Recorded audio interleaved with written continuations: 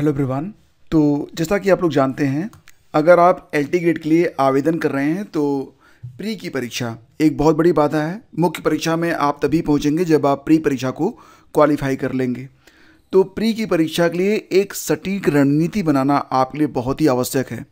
और अगर आपके पास कोई एक प्रॉपर स्ट्रेटजी नहीं है, यानी कि प्रॉपर का मतलब क्या है, एक स्मार्ट स्ट्रेटजी आपको बनाकर चलना पड़ेगा।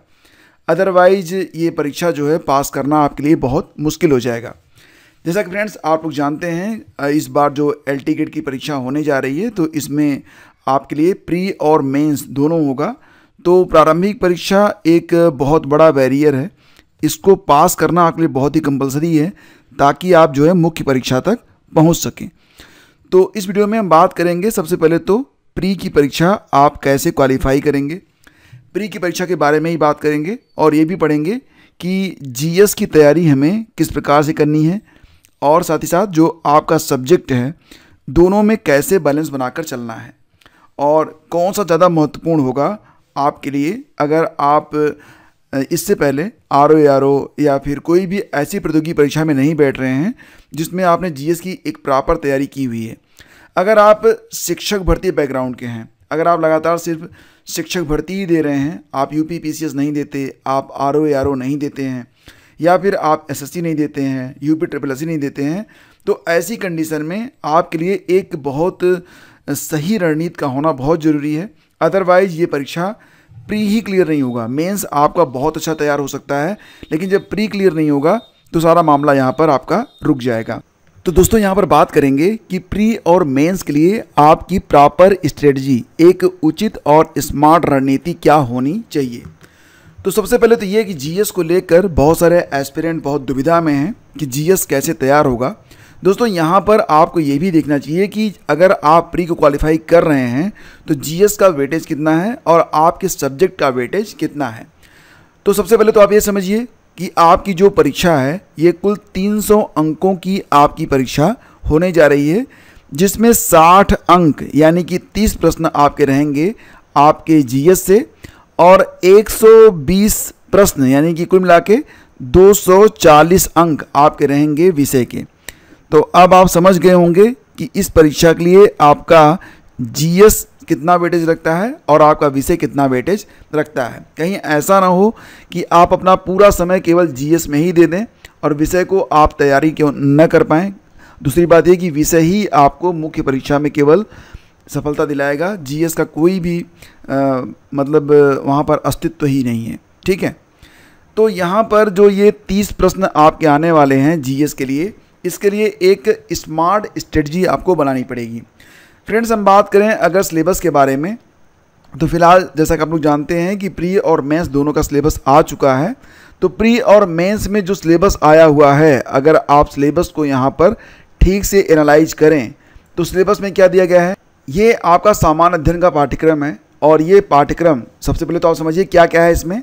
इसमें भारत का इतिहास है, भारतीय राष्ट्रीय आंदोलन है, समझ गए आप, यानी कि एंशिएंट, मेडिवल और मॉडर्न हिस्ट्री तीनों आपको यहाँ पर पढ़ना पड़ेगा। भारत और विश्व का भूगोल भी है, भारत एवं विश्व का भौतिक, सामाजिक और आर्थिक भूगोल है, समझ रहे हैं। भारतीय राजनीति एवं शासन, संविधान, राजनीतिक व्यवस्था, पंचायती राज, लोक नीति और आधिकारिक मुद्दे, भारतीय अर्थव्यवस्था एवं सामाजिक विकास, साथ ही साथ करंट अफेयर भी है और लगभग एक साल कुछ भी पूछ सकता है।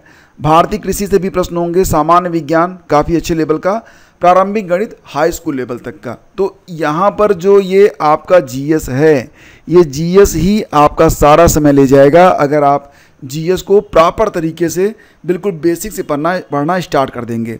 और जबकि ये जीएस मेंस में आपके काम नहीं आने वाला है। तो मुख्य रूप से आपको यहाँ पर एक प्रकार से ऐसी रणनीति बनानी है कि जीएस में और विषय में एक संतुलन बना के आपको चलना पड़ेगा।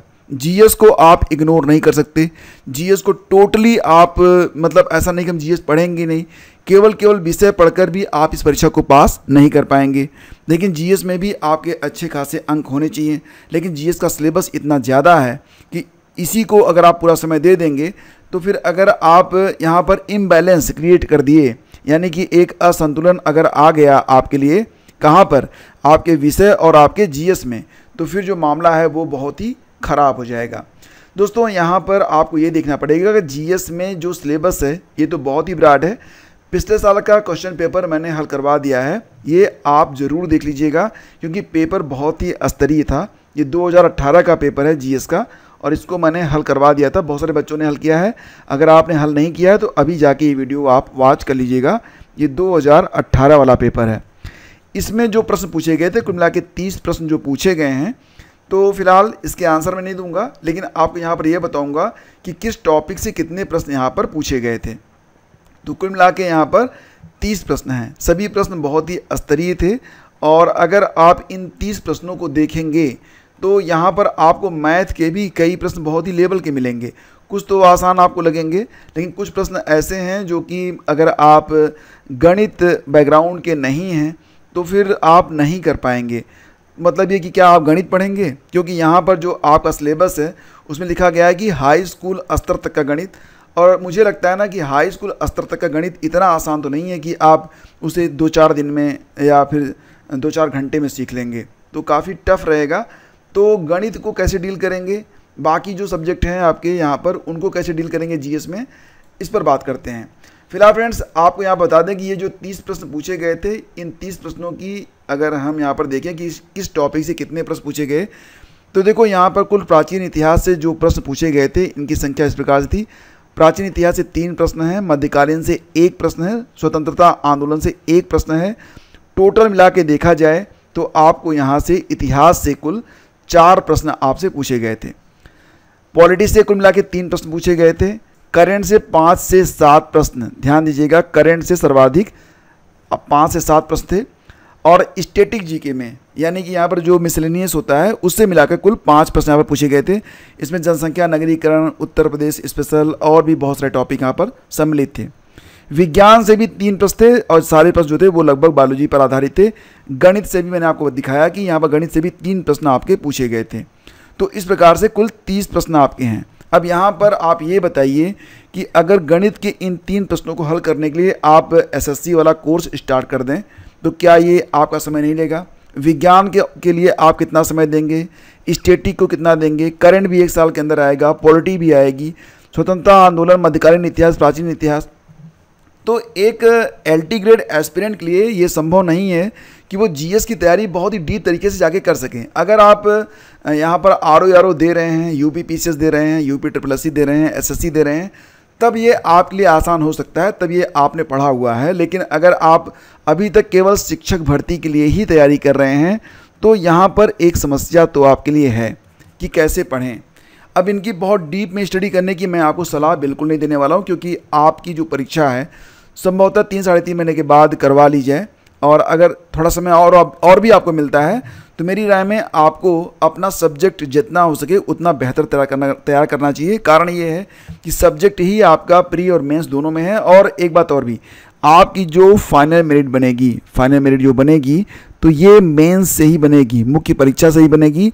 और मुख्य परीक्षा में क्या है, मुख्य परीक्षा में केवल आपका विषय है। तो दोस्तों इस प्रकार से आपको जीएस की तैयारी करनी पड़ेगी कि आपका समय कम लगे और आप अच्छे प्रश्नों को वहाँ पर कर पाएँ, यानी कि उनकी संख्या भी कम नहीं होनी चाहिए।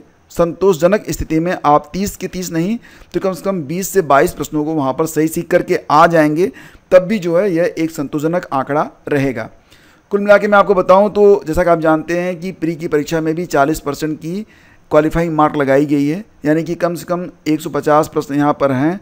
तो आपको कुल मिला के 40 का मतलब कितना हो गया कि 60 प्रश्न आपको वहाँ पर सही करके आने हैं, माइनस मार्किंग को घटा के, क्योंकि 3 प्रश्न आपने गलत कर दिए तो बराबर 1 सही प्रश्न का जो अंक है वो भी चला जाएगा, रिजल्टेंट 0 हो जाता है। समझ गए आप? तो यहाँ पर आपको कम से कम 60 प्रश्न, मतलब जिसको कहते हैं ना आप लोग काट कूट के 60 प्रश्न आपके सही होने चाहिए। 60 प्रश्न मतलब कम से कम 120 प्रश्न आपके, 120 अंक आपके आने चाहिए। 300 में कम से कम 120 अंक आपके आने चाहिए। लेकिन यहाँ पर ध्यान रखिएगा कि 120 अंकों से काम नहीं चलेगा। 120 अंक पर आप जो है लिस्ट में तो आएंगे, लेकिन पता नहीं मेंस के लिए चुने जाएंगे कि नहीं चुने जाएंगे। इसलिए बेहतर क्या होगा, बेहतर ये होगा कि आप मैक्सिमम नंबर ऑफ क्वेश्चंस को सही करने का प्रयास करें। तो दोस्तों यहाँ पर ये जो टॉपिक मैंने आपको बताए थे, जो आपका सिलेबस है, सिलेबस आपने देख लिया है, तो इसको किस प्रकार से अब आप अपनी तैयारी को करेंगे। तो मैं आपको ये सलाह दूंगा कि अगर आप मैथ बैकग्राउंड के नहीं हैं तो गणित का टेंशन तो आप बिल्कुल भी ना लें, क्योंकि ये 3 से 4 प्रश्न आएंगे, सही हो जाएंगे, अच्छी बात है, नहीं होंगे तो भी कोई फ़र्क आपको पड़ने वाला नहीं है। हाँ, यहाँ पर जो PYQs हैं वो मैं आपको चैनल पर करवा दूंगा, जो यहाँ पर महत्वपूर्ण आपके टॉपिक रहेंगे उनको भी मैं करवा दूंगा। तो मैथ के लिए मैं आपको सलाह नहीं दूंगा कि आप कक्षा 10 तक का मैथ अच्छे से लगा जाएं, बिल्कुल नहीं कहूँगा आपको, ठीक है। तो मैथ को छोड़ के अब आपको आगे बढ़ना है। मैथ की जो टेंशन है वो चैनल पर छोड़ दीजिए। इस चैनल पर आपको मैथ के बारे में जितने इंपॉर्टेंट टॉपिक हैं और जितने भी महत्वपूर्ण प्रश्न होंगे PYQs वगैरह वो मैं करवा दूंगा। उनमें से आपको मिल गया तो अच्छी बात, नहीं मिला तो आप मैथ के लिए आप अपना पूरा सिलेबस यानी कि जो आपका सब्जेक्ट है और बाकी का जो टॉपिक है उसको आप ख़राब मत करिए, क्योंकि मैथ अगर आपका बैकग्राउंड नहीं है तो मैथ आप जल्दी कर नहीं पाएंगे, सही हो भी नहीं पाएगा, ठीक है।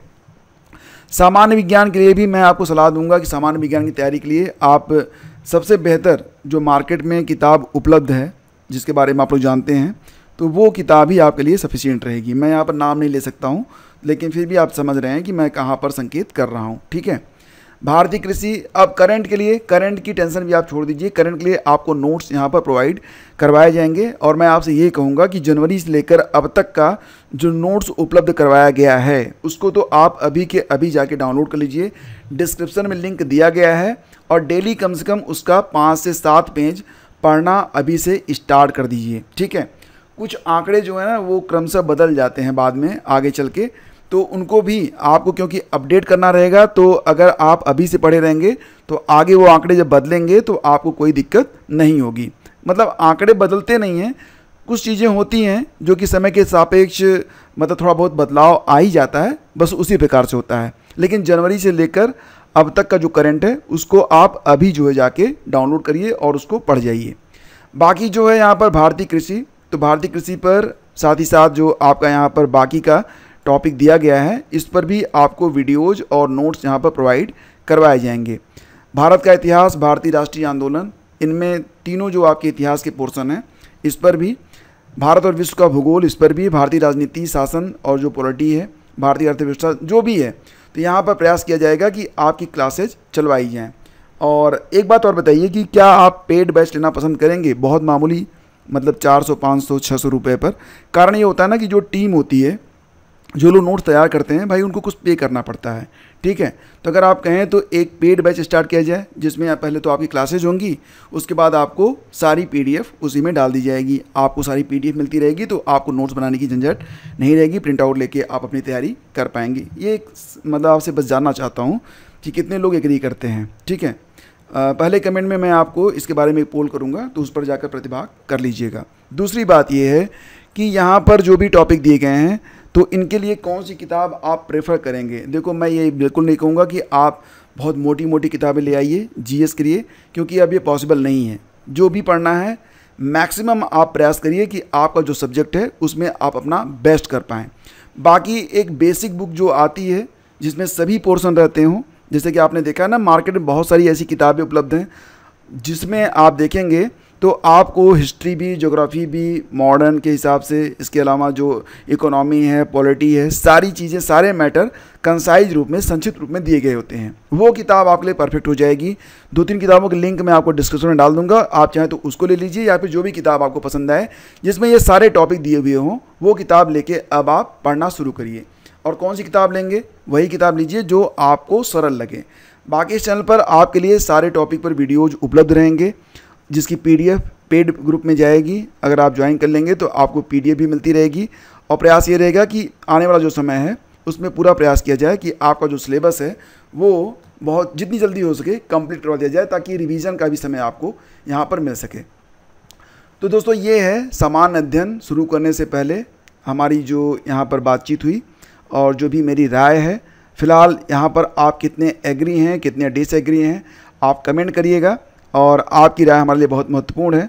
और अगर आपको लगता है कि जो भी चीज़ें मैंने आपको बताई हैं उससे आप एग्री करते हैं, सहमत हैं, पहली बार हैं, तो सब्सक्राइब कर लीजिएगा, ताकि आने वाली जो क्लासेज हैं वो आपकी छूटनी नहीं चाहिए। आपको डेली यहाँ पर 2 वीडियोज़, कोशिश रहेगी 2 वीडियोज़ या एटलीस्ट 1 वीडियोज़ आपको पर डे मिलेगा करंट अफेयर और स्टैटिक जीके का। तो करंट तो आपको मैं करवा दूंगा।